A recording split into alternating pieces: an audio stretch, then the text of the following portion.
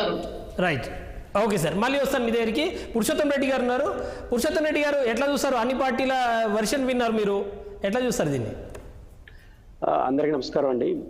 ఇప్పుడు జగన్మోహన్ రెడ్డి గారు ఒక ప్రధాన పార్టీ అధినేతగా మేనిఫెస్టో రిలీజ్ చేశారు. బహుశా 30వ తేదీ మీరు చెప్పిన సమాచారం ప్రకారం కూటమి మేనిఫెస్టో ఇస్తుంది. కాంగ్రెస్ ఉన్నా అది ప్రధాన పోటీదారుడు కాదు కాబట్టి ఆ మేనిఫెస్టోకి విలువ ఉన్న చర్చనీయాంశం కాకపోవచ్చు. ఇంకా 30వ తేదీ వాళ్ళు ఏం మేనిఫెస్టో రిలీజ్ చేస్తారో చూసిన తర్వాత పోలికలు అన్నీ వస్తాయి. అయితే జగన్మోహన్ రెడ్డి గారి మేనిఫెస్టోని స్థూలంగా పరిశీలించినంత మేరకు ప్రైమరీగా రాయలసీమ విషయాలపైన మాట్లాడే వ్యక్తిగా జలయజ్ఞం, నీటి వనరుల విషయంలో ఈ రోజు చేసినటువంటి మేనిఫెస్టో పట్ల మాకు వ్యతిరేకత ఉంది. తగిన ప్రాధాన్యత జలయజ్ఞానికి కానీ ముఖ్యంగా ఎనుగుబండి ప్రాంతాల్లో ప్రాజెక్టులకు ఇవ్వలేదని మేము ఫీల్ అవుతున్నాం. జలయజ్ఞం అనేది దశల వారీగా పూర్తి చేస్తామన్న సాధారణ స్టేట్మెంట్ కరెక్టే కావచ్చు, కానీ స్పెసిఫికేషన్ ఉంటే బెటర్. ఉదాహరణకు పోలవరం 5 ఏళ్ళు అన్నారు, అట్లే రాయలసీమకు సంబంధించి కానీ వెనుగుబండి ప్రాంతాల ప్రాజెక్టులు స్పెసిఫికేషన్ ఉంటే బాగుండేది. అది ఒక లోటుగా నేను భావిస్తున్నాను. దాన్ని వాళ్ళు సరిదిద్దుకోవాలి. ఇది ఫస్ట్ పాయింట్. సెకండ్ పాయింట్గా చూసుకున్నప్పుడు ఈరోజు జగన్మోహన్ రెడ్డి గారి యొక్క మేనిఫెస్టో సాంకేతిక అంశాలు ఉంటాయి, రాజకీయ అంశాలు ఉంటాయి. జగన్మోహన్ రెడ్డి గారి మేనిఫెస్టోలో రాజకీయ అంశాలుగా చూసుకున్నప్పుడు ప్రధానంగా జగన్మోహన్ రెడ్డి గారు మిత్రపక్షాలు అంటే ఎవరైతే కూటమే నా బలం అన్నట్టుగా ఆయన ప్రసంగం సాగింది. ఆయన బలం కన్నా కూటమి బలంగా చూస్తున్నాడు. బహుశా భారత రాజకీయ చరిత్రలో సహజంగా ఒక పార్టీ ఒక హామీ ఇచ్చిన తర్వాత, ఏదైనా అష్యూరెన్స్ ఇచ్చిన తర్వాత, ఒక పథకాన్ని ప్రవేశపెట్టిన తర్వాత పెట్టే మేనిఫెస్టో వాళ్ళు ఎవరైనా సరే కొంచెం ఎక్కువ మోతాదులో పెంచడానికి ప్రయత్నిస్తారు, లేదా దాన్ని మనం చేయలేదన్నప్పుడు కొత్త ఆకర్షణీయమైన పథకాన్ని తీసుకెళ్తారు. ఉల్టాగా జగన్మోహన్ రెడ్డి గారు ఒక 3 అంశాల్లో కొంచెం ఆశ్చర్యం వేస్తుంది. 1 అమ్మఒడి, 2 పేదల పెన్షను, 3 రైతు భరోసా. ఈ 3 ఆల్రెడీ చంద్రబాబు నాయుడు గారు ఒక విస్పష్టమైన ప్రకటన చేసేస్తున్నారు. పెన్షన్కి సంబంధించి 5,000, 4,000, రైతు భరోసా 20,000, అదేవిధంగా అమ్మఒడి ఎంతమంది పిల్లలు ఉంటే అంతమందికి. ఈ 3 ఆయన బహిరంగ అనౌన్స్ చేశారు. మేనిఫెస్టోలో దానికన్నా బెటర్గా ఉంటుంది తప్ప తక్కువ అయితే చేయరు కదా ఒకసారి అనౌన్స్ చేసిన తర్వాత.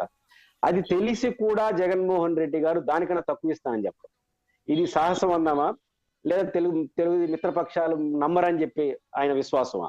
ఇది 2 తేలాలి సార్. రేపు ఇది కొంచెం ఆశ్చర్యంగా కనిపించింది నాకు. ఎందుకంటే ఆయన 4,000 జూలై నెలలోనే, అది కూడా ఏప్రిల్ నుంచి అరియర్స్ తో సహా ఇస్తాను అని ఒక ప్రతిపక్ష నాయకుడిగా పోటీలో ఉన్నటువంటి చంద్రబాబు గారు ప్రకటించిన తర్వాత నేను 3,500 ఇస్తాను, అది కూడా 2028 నుంచి ఇస్తాను, అది కూడా 29కి మొత్తం అవుతుంది, 3 ఏళ్ళ తర్వాతనే ఇస్తానని చెప్పడంలో ఆ సాహసం ఏంటి? నాకు సాహసం అందామా లేకపోతే రాజకీయ ఎత్తుగడ అందామా తెలియదు. కానీ అదేవిధంగా రైతు భరోసా వాళ్ళు 20,000 ఇస్తానంటే నేను 16,000 ఇస్తానంటున్నాడు.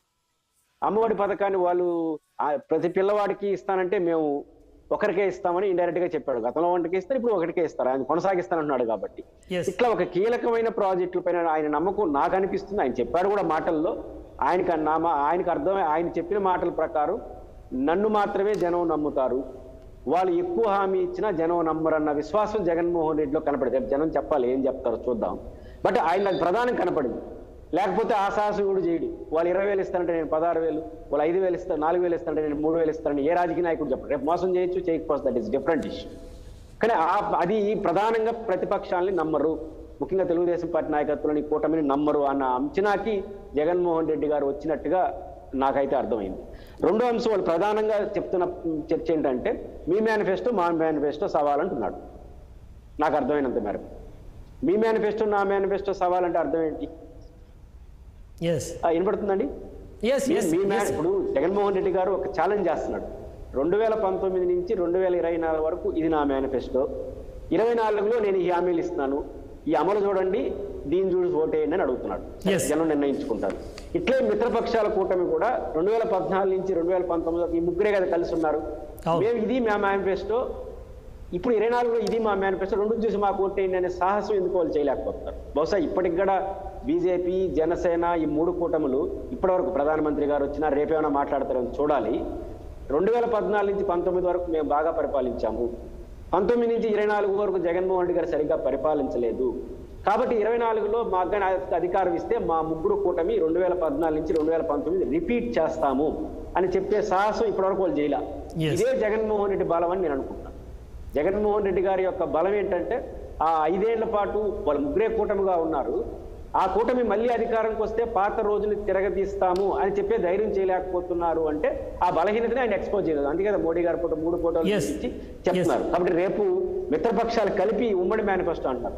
ఆ మేనిఫెస్టోలో బీజేపీ కూడా ఈ హామీలన్నీ ఒప్పుకుంటుందా? 20,000 రూపాయలు రైతు భరోసా, ఎంతమంది పిల్లలు ఉంటే అంతమందికి వాళ్ళు కొంచెం బీజేపీ నేషనల్ పార్టీ, ఎట్లా పడితే ప్రాంతీయ పార్టీ లాగా హామీలు ఎవరు. కాబట్టి వాళ్ళు ఇప్పుడు రేపు ఏం చేస్తారు? ముగ్గురు కలిసి ఇచ్చే హామీలను చూడాలి. కాబట్టి జగన్మోహన్ రెడ్డి గారు మిత్రపక్షాలను నమ్మరని భావిస్తున్నాడు. రెండోది నన్ను నమ్ముతానని అనుకుంటున్నాడు. వాళ్ళ మేనిఫెస్టోకు మా మేరకు సవాల్గా స్వీకరిస్తున్నాడు. ఇది ఖచ్చితంగా ఒక మంచి పరిణామమే. దీన్ని ఆహ్వానించ అంటే జనం ఏం చెప్తారో చూద్దాం. వాళ్ళు రేపు 30వ తేదీ ఇచ్చే మేనిఫెస్టో రెండు పోలిక మంచి చర్చ అయితే జరుగుతుందని నేను అయితే అనుకుంటున్నాను. ఎస్ సార్, పురుషోత్తం గారు మీరు చెప్పిన మాటనే ఆయన ఇవాళ కూడా చాలా స్పష్టంగా మళ్ళీ టీడీపీ మేనిఫెస్టోని చూపించారు. ఆయన పదే జగన్మోహన్ రెడ్డి చేస్తున్న ఒక పని ఏంటంటే టీడీపీ గతంలో 2014 నుంచి 19 కోసం వాళ్ళు ఇచ్చిన మేనిఫెస్టోని పదే చూపిస్తూ అక్కడ ఉన్న ఫోటోలను చూపిస్తూ ఇగో వీళ్ళు అప్పుడు ఉన్నారు, ఇప్పుడు కూడా అదే కూటమి మళ్ళీ తెర మీదకి వచ్చింది, వాళ్ళు అప్పుడు అధికారంకి వచ్చి మీరు అధికారం ఇస్తే వాళ్ళు ఏమి హామీలను అమలు చేశారు ఒకసారి చూడండి, ఇప్పుడు నేను 2019 నుంచి ఇప్పటి వరకు నేను ఇచ్చిన హామీలు ఏంటి, వాటిని ఎంతవరకు ఫుల్ఫిల్ చేశానో చూడండి అని చెప్పేసి మీరు చెప్పింది ఎగ్జాక్ట్గా అదే కాన్ఫిడెన్స్ ఆయనలో కనిపిస్తుంది పురుషోత్తం గారు. అవును, కాన్ఫిడెన్స్ కు ఒక ప్రాతిపదిక ఏంటంటే ఇప్పుడు బీజేపీ, జనసేన, తెలుగుదేశం 2014 నుంచి 2019 వరకు అధికారంలో ఉన్నారు. అది ఫెయిల్యూర్ కూటమిగా మీరు నేను చెప్పడం కాదు, వాళ్ళు ముగ్గురే చెప్పుకున్నారు. ఒక 4 ఏళ్ల తర్వాత తెలుగుదేశం పార్టీ ఏకంగా ధర్మపోరాట దీక్ష చేసింది, అంటే బీజేపీ మోసం చేసిందని. బీజేపీ వాళ్ళు చంద్రబాబు నాయుడు గారు విమర్శించారు. ఇద్దరు కలిసి పాచిపోయిన లడ్డంజి పవన్ కళ్యాణ్ చెప్పి, అంటే ఈ ముగ్గురు కలిసి ఆ పరిపాలన పట్ల వాళ్ళ కాంబినేషన్ పట్ల వ్యతిరేకత వాళ్ళు ముగ్గురే చెప్పినారు. ఇప్పుడు దాన్ని మళ్ళీ రిపీట్ చేస్తాము. ఇప్పుడు మోడీ గారు చిలకలూరుపేటకు వచ్చారు, ఆ రోజు మాకు అవకాశం ఇచ్చారు, ఈ మంచి పని చేశాం, మళ్ళీ అవకాశం ఏంటి కూటమి కానీ మాట ఎందుకు అనలేదు. ఇదే జగన్మోహన్ రెడ్డి గారు బలంగా జనానికి తీసుకెళ్ళాలనుకుంటాడు. ఈ ముగ్గురు, నేను ఇంకో మాట కూడా చెప్తాను, ఇప్పుడు కిరణ్ గారు ఉన్నారు కాబట్టి ఇప్పుడు తెలుగుదేశం పార్టీ ఇస్తున్న ఆకర్షణీయ ప్రాంతీయ పార్టీలాగా బీజేపీ నాకు తెలిసి ఏ రాష్ట్రంలో కూడా ఇట్లా ఆ పథకాలు ఈ పథకాలు చెప్పిన దాఖలాలు నాకు తెలియదు. ఇప్పుడు రేపు కూటమి తరపున వాళ్ళు మేనిఫెస్టో ఇవ్వబోతారు.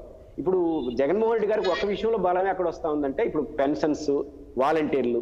ఇప్పుడు వాలంటీర్లకు సంబంధించి ఎంత రాద్ధాంతం జరుగుతుంది రాష్ట్రంలో. ఇప్పుడు వాలంటీర్, ఇప్పుడు తెలుగుదేశం పార్టీ 1వ తేదీ మే 1వ తేదీన ఇంటింటికి పోయి పెన్షన్ ఇవ్వండి అని డిమాండ్ చేస్తూ ఈరోజు చీఫ్ సెక్రటరీని కలిశారు.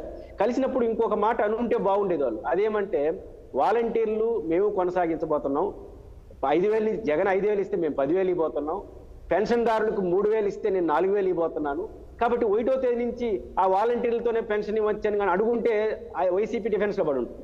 ఇది అందుకు భిన్నంగా ఇప్పుడు కూడా వాలంటీర్లు అని చెప్పట్లా, అంటే ఏప్రిల్, మే, జూన్ వరకు వాలంటీర్లు పంచకూడదు. మళ్ళీ జూన్ నెల అదే వాలంటీర్లకు నేను 10,000 ఇస్తాను అంటే ఆ వాలంటీర్లు నమ్ముతారా? ఒక అనుమానం అయితే వస్తుంది కదా.